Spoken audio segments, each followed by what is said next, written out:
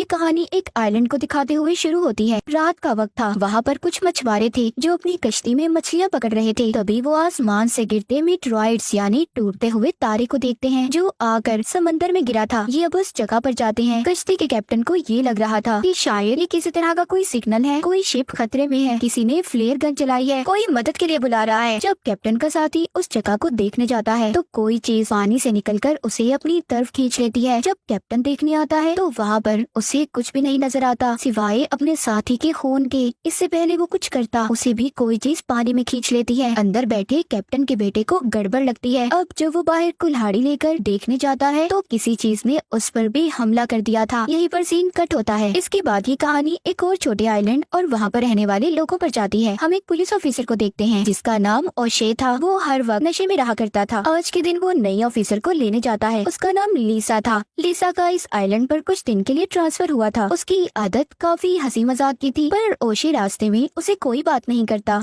जब ये दोनों पुलिस स्टेशन पहुंच जाते हैं जहाँ पर लीसा की मुलाकात अपने हेड से होती है, वो लीसा को वेलकम कहते हैं। हेड कहते हैं कि कुछ दिन के लिए मैं काम के सिलसिले में बाहर जा रहा हूँ, इसलिए मुझे अपनी जगह एक पुलिस ऑफिसर की जरूरत थी, तो मुझे लगता है तुम काम अच्छे से संभाल लोगी। जाते हुए ओशे अपने हेड से कहता है क्या जरूरत थी नई ऑफिसर की, मैं था ना, मैं सब संभाल लेता। पर उसके हेड को उस पर जरा भी भरोसा नहीं था क्योंकि हर वक्त ओशे नशे में जो रहा करता था। इस आइलैंड की बंदरगाह पर दो मछुआरे दिखाए जाते हैं जो मछलियाँ पकड़ रहे थे। तभी उनमें से एक आदमी समंदर से अजीब सा क्रिएचर पकड़ता है। जब उसका दूसरा साथी उसे देखने की कोशिश करता है तो वो क्रिएचर उस पर पानी की तरह लिक्विड फेंकता है, पर वो लिक्विड किसी किस्म का जहरीला नहीं था। अब उस आदमी को ऐसा लग रहा था कि जैसे उसने कोई अजीब सा जानवर पकड़ा है जिसके उसे बहुत से पैसे मिल सकते हैं। इसीलिए वो आदमी उसे अपने साथ घर ले आया था, लाकर अपनी बाथटब में डाल देता है ताकि वो पानी में जिंदा रह सके। वहीं पर दूसरी तरफ समंदर के किनारे कुछ लोगों को मरी हुई व्हेल मिलती है जो काफी अजीब बात थी। ओशे और लीसा छानबीन करने वहाँ पर जाते हैं। वहाँ पर पहले ही एक डॉक्टर मौजूद था जो मरी हुई व्हेल को चेक कर रहा था।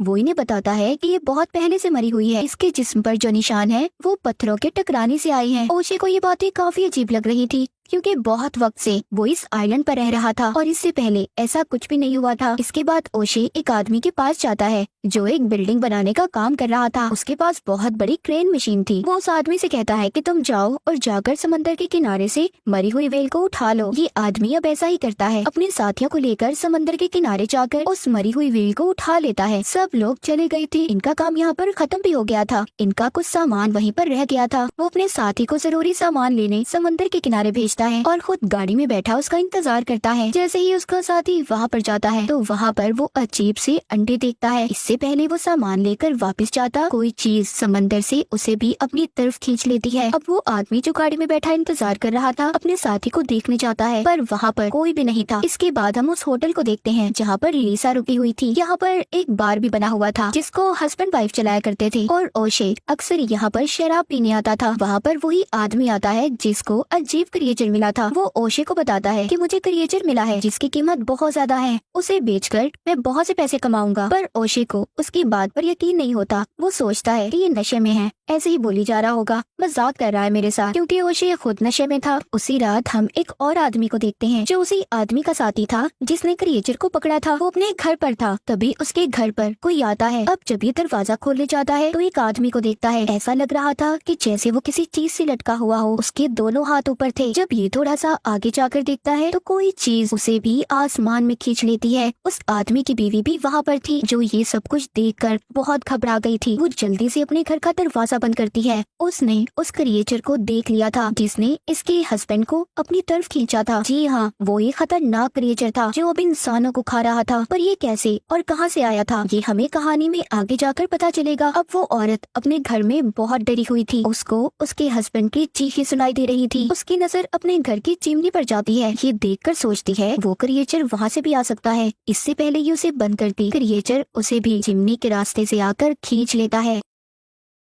उधर वही आदमी जिसको क्रिएचर मिला था वो अपनी बाथटब में जाकर देखता है तो वहाँ से वो क्रिएचर गायब था। उधर सिर्फ उसका एक अंडा पड़ा था। ये जब चेक करने बाहर आता है तो कमरे में अजीब सा लिक्विड देखता है। वो क्रिएचर दीवार से चिपका हुआ था जिसके बड़े बड़े टेंटिकल्स थे जो दिखने में बिल्कुल ऑक्टोपस की तरह लग रहा था। क्रिएचर उस आदमी पर हमला करता है मगर वो उसको अपने पास से हटा देता है और मार भी देता है। सुबह को हमें दिखाया जाता है लीसा बार में काम करने वाली लेडी से ओशे के बारे में पूछती है क्योंकि वो अब ओशे को पसंद करने लगी थी। वो पता करना चाहती थी कि उसकी वाइफ है या नहीं, पर वो लेडी उसको बताती है कि उसकी वाइफ नहीं है, वो बिल्कुल अकेला रहता है। तभी थोड़ी देर बाद वही आदमी ओशे और लिसा को कॉल करके बुलाता है जिसको क्रिएचर मिला था। वो आदमी उसे मारकर लैब में लाया था। टेस्ट करने पर डॉक्टर कहता है कि आज तक मैंने ऐसी अजीब चीज नहीं देखी, ये काफी खतरनाक लगता है। वो क्रिएचर को ग्रैबर का नाम देता है। वो डॉक्टर उन्हें दिखाता है कि इस ग्रैबर की बहुत लंबी जुबान है, ये क्रिएचर सिर्फ पानी और खून पीता है। वो इनको इसका अंडा भी दिखाता है। ये सब कुछ जानने के बाद ओशे को अब व्हेल वाला हादसा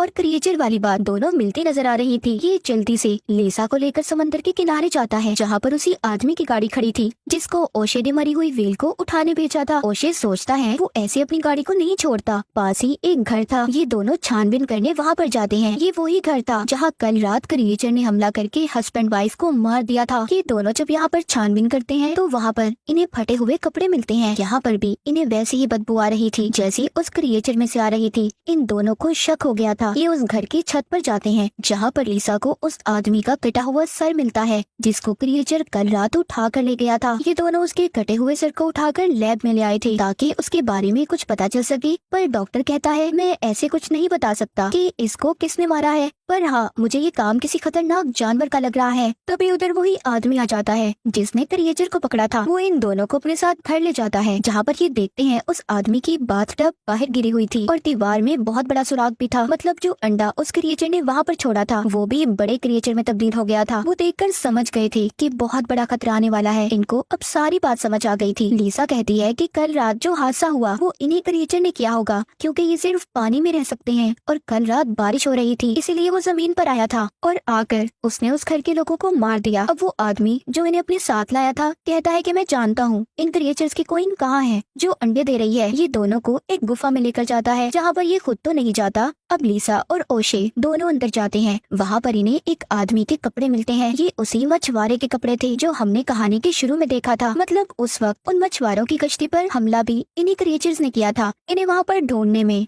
और कुछ तो नहीं मिलता पर ये क्रिएचर को जगा देते हैं। वो क्रिएचर जागते ही इन पर हमला करने आ रहा था मगर ये दोनों जल्दी से बाहर निकल आए थे। वो क्रिएचर अभी भी गुफा में ही था। वो बाहर नहीं आता क्योंकि ये क्रिएचर सूरज की रोशनी में बाहर नहीं निकल सकते थे। इसीलिए ये दोनों अब दोबारा से लैब में जाते हैं और ग्रैबर क्रिएचर की कमजोरी का पता करने की कोशिश करते हैं कि जिससे ये इसे मार सके। पहले ये उसे आग लगाते हैं पर अचानक से पानी आने लगा था जिससे ग्रैबर दोबारा से जिंदा हो गया था और ओशे के मुंह पर वही लिक्विड फेंक कर उसके सर पर चिपक जाता है। लेकिन किसी तरह ये उसे अपने सर से उतारता है। वो आदमी भी खड़ा ये सब देख रहा था जो यहाँ पर इसको लाया था। वो इनको बताता है कि ग्रैबर क्रिएचर ने मुझ पर इस तरह हमला किया था। इसने तो मुझे भी काट लिया था पर उस दिन मैंने शराब पी हुई थी और ये मुझे काटते ही कमजोर सा हो गया। इसका मतलब ये है कि जो आदमी शराब का इस्तेमाल करता होगा ये क्रिएचर उन्हें नुकसान नहीं पहुंचा सकते। आज रात बहुत तेज तूफान भी आने वाला था इसलिए ओशे और लिसा मिलकर प्लान बनाते हैं। वो बार वाले के पास जाते हैं और कहते हैं देखो आइलैंड पर रहने वाले लोग सभी खतरे में हैं। उन पर क्रिएचर हमला करने वाला है पर हम एक ही सूरत में उन्हें बचा सकते हैं अगर लोग ज्यादा से ज्यादा शराब पिए क्योंकि जिसके भी खून में अल्कोहल शामिल होगी वो क्रिएचर उन्हें नुकसान नहीं पहुंचाएगा। पर इस बात का पता किसी को भी नहीं चलना चाहिए वरना लोग घबरा जाएंगे। वो बार वाला भी इनका साथ देने के लिए तैयार हो गया था।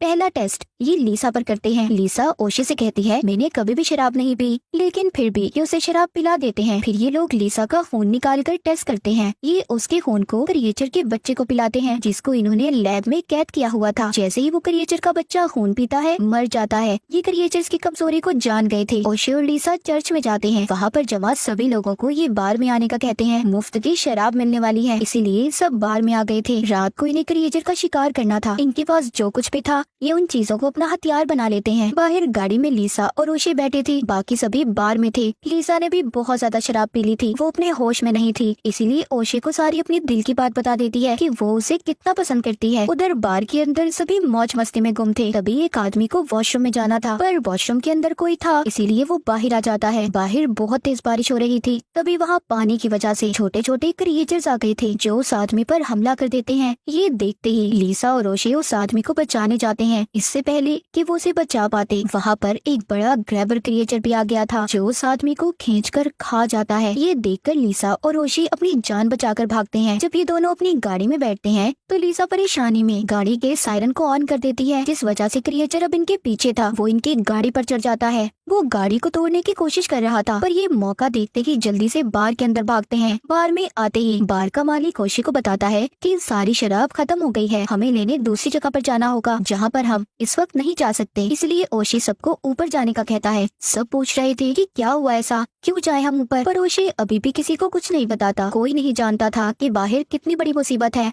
यहाँ पर वो डॉक्टर जो लैब में काम करता था उसने बहुत ज्यादा शराब पी ली थी, इसीलिए वो अपने होश में नहीं था। वो बाहर जाकर बड़े ग्रैबर क्रिएचर के सामने खड़ा हो जाता है और उसकी तस्वीर बनाने की कोशिश करता है, लेकिन क्रिएचर उसे पकड़कर दूर फेंक देता है। बार के अंदर सबको इस बड़े खतरे के बारे में पता चल गया था। सभी अपनी जान बचाकर ऊपर की तरफ भागते हैं। ओशे सबको यकीन दिलवाता है कि वो सभी महफूज हैं, उन्हें कुछ नहीं होगा। वो ये भी कहता है कि इस क्रिएचर को शराब से नफरत है, इसीलिए वो किसी को कुछ नहीं करेगा। लेकिन यहाँ पर सबसे बड़ा खतरा ओशे खुद था, क्योंकि उसने शराब नहीं पी थी, इसलिए क्रिएचर ओशे के पीछे था। ओशे अब नीचे जाने का फैसला करता है, क्योंकि वो अपनी वजह से सबके जान खतरे में नहीं डाल सकता था। लेकिन यहाँ पर लीसा उसे एक आइडिया बताती है। कहती है कि देखो, ये क्रिएचर सूरज की रोशनी बर्दाश्त नहीं कर सकते, इसीलिए यहाँ पर जो कंस्ट्रक्शन साइट है, मैंने उधर क्रेन मशीन को देखा है, हम उधर जाएंगे, इस क्रिएचर को पकड़कर उस मशीन से रोके रखेंगे और जैसे ही सुबह होगी ये क्रिएचर खत्म हो जाएगा और इसके अंडे भी। ओशे को लीसा का आइडिया पसंद आता है, पर ओशे की गाड़ी की चाबियां नीचे ही रह गई थी। लीसा अब हिम्मत करती है और चाबियां लाती है। नीचे बहुत सारे क्रिएचर के बच्चे थे। लीसा और ओशे उसी जगह पर जाते हैं। क्रिएचर भी इनके पीछे था, क्योंकि वो अब ओशे का शिकार करना चाहता था। ओशे उस जगह पर पहुंचकर पेट्रोल के ड्रम देखता है। वो क्रिएचर को अपनी तरफ बुलाता है ताकि जैसे ही ये उसकी तरफ आए ये उसे जला दे, लेकिन वो क्रिएचर इसे अपने टेंटिकल से नीचे गिरा देता है। वो जैसे ही उस पर हमला करने वाला था, वहाँ पर लीसा क्रेन मशीन उस पर गिरा देती है। क्रिएचर वहीं पर फंस गया था। फिर वो ओशे को बचाती है। वहाँ पर ये एक शराब की बोतल खोलती है ताकि थोड़ा सा एंजॉय कर सके। तभी क्रिएचर का एक टेंटिकल आकर ओशे को पकड़ लेता है। वो उसे खाने ही वाला था, लेकिन उसके हाथ में शराब की बोतल थी, जिसको वो उस क्रिएचर पर फेंक देता है। इसीलिए वो क्रिएचर ओशे को छोड़ देता है। लीसा फ्लेयर गन लेकर पेट्रोल के टैंक्स पर चलाती है। उस फ्लेयर गन के लगते ही वहाँ पर बहुत बड़ा धमाका होता है, जिसमें वो क्रिएचर भी मर गया था। आखिरकार इन्हें उस बड़े ग्रैबर क्रिएचर से छुटकारा मिल ही गया था। सुबह होते ही लीसा और ओशे वापस अपने घर आते हैं। दोनों एक दूसरे को अपने दिल की बात बताते हैं। ये दोनों तो मिल गए थे, पर उस बड़े खतरनाक क्रिएचर ने न जाने कितने लोगों की जान ली थी। और इसी के साथ ग्रैबर खतरनाक क्रिएचर की कहानी यहीं पर खत्म हो जाती है।